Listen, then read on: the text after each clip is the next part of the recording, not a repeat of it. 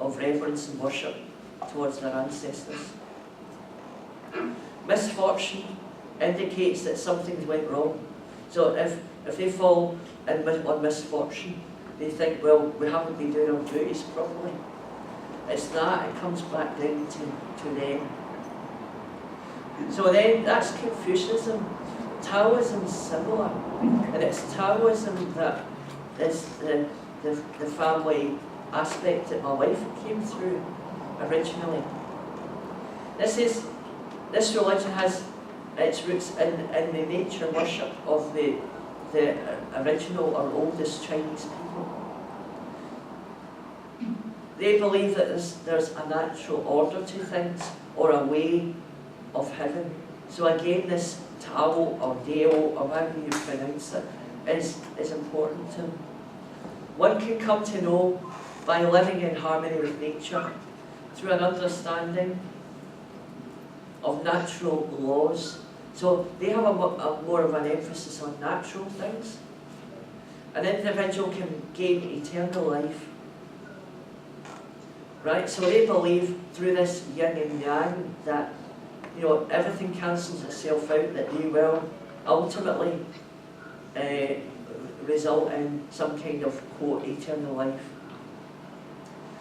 So Taoist deities include nature spirits, ancient legendary heroes, humanized planets or stars, humans who became immortal through Taoist practices, animals, tigers, dragons, snakes. Now, it's quite, when you think of Chinese people, you might know this and you might not, that there are 12, a set of 12. They go around that. So this is the year of the dragon, the year of the snake, the year of the pig, the year of the rooster, and so on. Not necessarily in that order, but there's a year, and it goes in round in a set of 12, and then it repeats itself. So during that time, they believe superstitionally that if you're born in a year of whatever, then your personality, your character will be fashioned by that. And that's not the case. So again, respect and worship to elders is paramount in all of that, especially parents and grandparents. Deceased relatives are honoured with various ceremonies and rituals. Chinese Buddhism became a lot more elaborate when it reached China. So what's happening really here is incorporating a lot of these Confucianism and Taoism into what was originally deemed Buddhism. So then you've got a few documents that cover that. Practices of ancestor worship and veneration kind of talks about a lot of the rituals that go on and a lot of what they do, and they offer up food and they offer up, money, but usually false money, etc. It's all superstitional.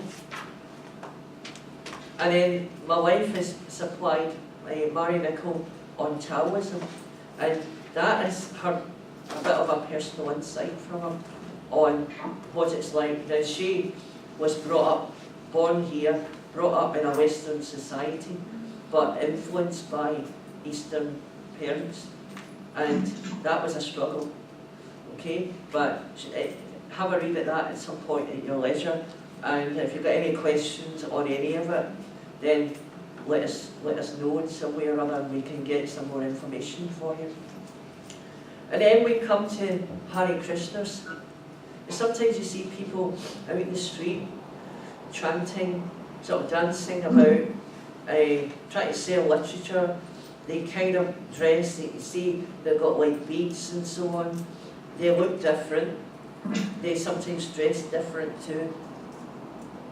So these are Hare Krishnas, and we've kind of heard about them across the Western world, and they tend we spoke about communes as far as where some faith groups live. Now, if there's one group that kind of fits that mould, it'd be Hare Krishnas. Okay, so there are 4 sinful activities for these people. So gambling, various sports, conversations that are not conducive with Krishna, so are forbidden. Okay, so their doctrine per se says you shouldn't be involved in any of this. When you speak and have conversations, it should be around and involve Krishna. Alcohol, tobacco, tea and coffee are again ruled out, and I think for a similar type of reason, is that these things are seem to cloud the mind. Often says here that they say illicit sex, even between husband and wife, is forbidden. So what that says to me is that a husband and wife coming together is only meant to happen for procreation, for producing the next generations. Okay, and then 4, prescribes vegetarianism. So we understand there's a lot of people out there now that are vegetarian, that are vegan, and so on. So a lot of them because of choice. A lot of people don't have a religious reason for doing it. But if you're looking for a religious reason for doing some of this, then you'll find it in the Eastern faiths. A lot of the Eastern faiths are very holistic, and they won't eat meat, they won't eat cow or beef or any of these things, right? And sometimes that's because of a religious standpoint that they have. Hare Krishnas are known for chanting, and that's what you generally hear them out in the street if you encounter them. The chants are called the mantra, right? So they just keep chanting, repeating the same set of syllables, sounds over and over and over again.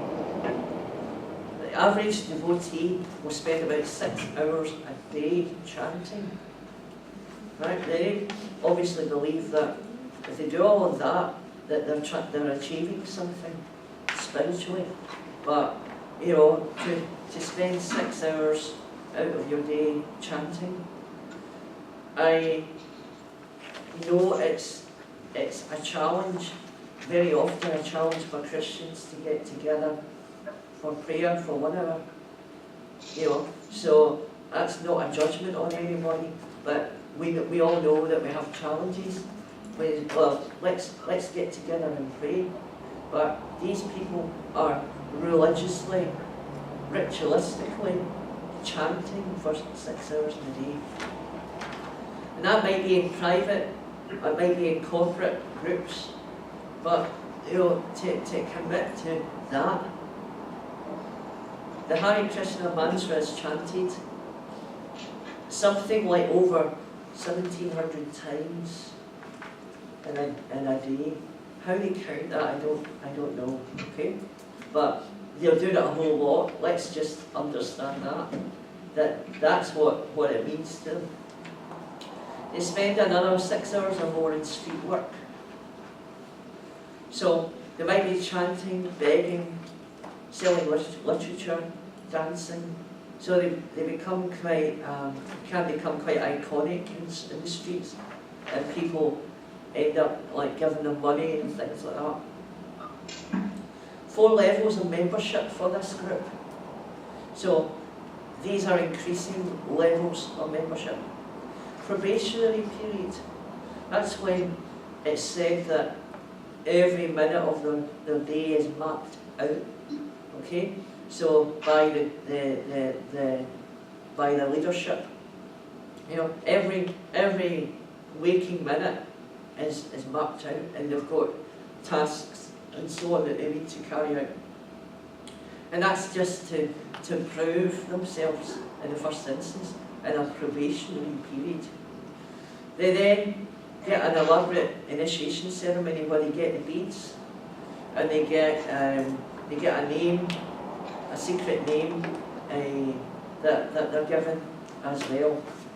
Then they move on to a Brahminical initiation, which is the next level up, and they have like a thread that they wear over their shoulder, and they'll never ever be parted from that, you know, and that takes them to that level.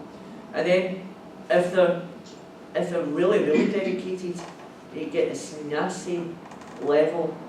So that's when they actually elect to become like monks, you know, and when they do that and they become so dedicated that others begin to worship them, right? So others begin to worship them.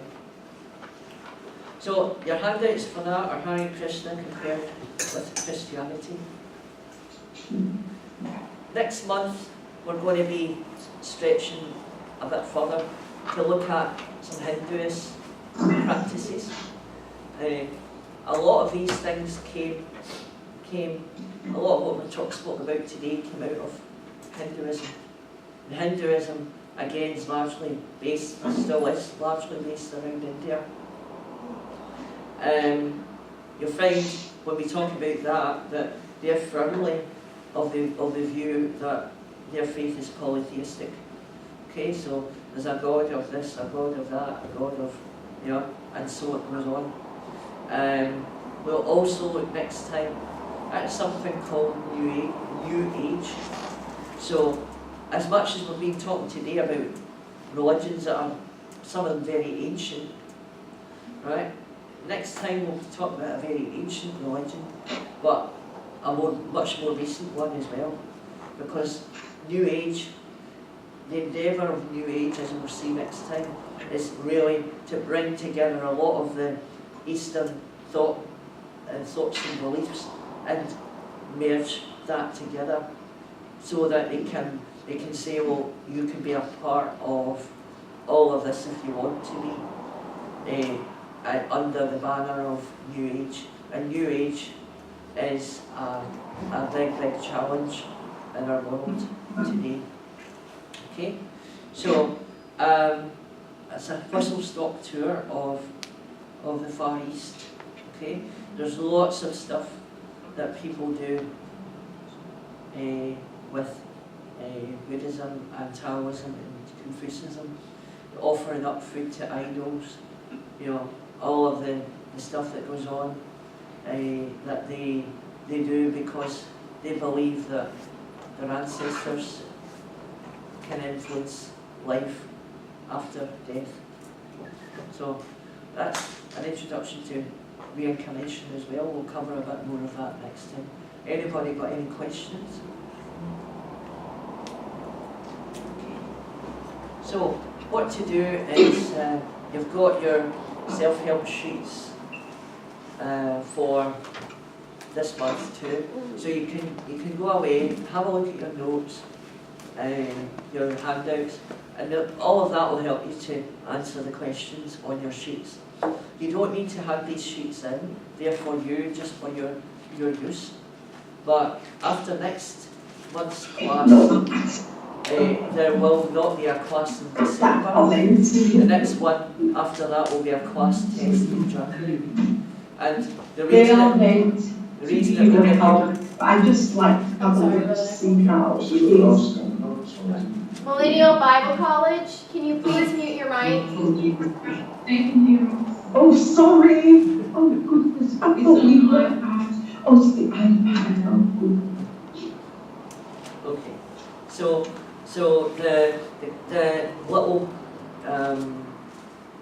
handouts, the self-help sheets, if you can do some of those prior to January, then you should have nothing to fear about the questions you might get asked in the little class test that we'll have. So it's to help you with that. The one other thing that one of our sisters was asking about here this morning was the piece of work that we're asking you to do for April. If you're going for credit for this course, we're asking you to write a report about a religion of your choice, or a religious group of your choice, whether it be a cult or whatever. okay? Not Christian, but one of the ones we've been mentioning, or maybe haven't mentioned yet. So you could choose Islam, you could choose Judaism, you could choose Mormonism, Jehovah's Witnesses, Freemasonry, anything like that. Okay? But it's one that you want to choose and say, right, over the next few months I want to look for my own purposes a bit more closely at one of these. And I'm going to write a report which will tell what the religion is, what the group is about, what they believe, who leads them, whether that's today or who founded it. And very importantly, we want you to draw a comparison and say, this is what they believe and this is what the Bible shows. So some things, some might be very close to what the Bible is saying. I did say last time that some of these cults are very, very subtle, but there are some major differences that set them apart. Okay, so we'd like you to call out what is different and what's similar, and we round that off and hand it in by April of next year. Now April seems to be a while away yet, and it is, but the sooner that you begin to think, well, I'm interested in this, then you've got the opportunity to think about it. And if you want to ask any questions of myself or anybody else that can help you in Harvest Bible College, we're more than willing to help to give you direction and all of that. But think about it just now, rather than wait until February or March and then say, oh my goodness, I've got this to do. Because other classes that you're involved in may well be giving you coursework and things to do as well. So if you can start to think about this, then that would be great. And don't hesitate to speak to us if you need to. So God bless you real good. Next month will be the last one of the year, and we'll finish off with the Eastern feast at that point. So God bless you, Millennium Bible College. God bless you, everyone here, everyone else that's on Skype, and we'll speak next time. Amen.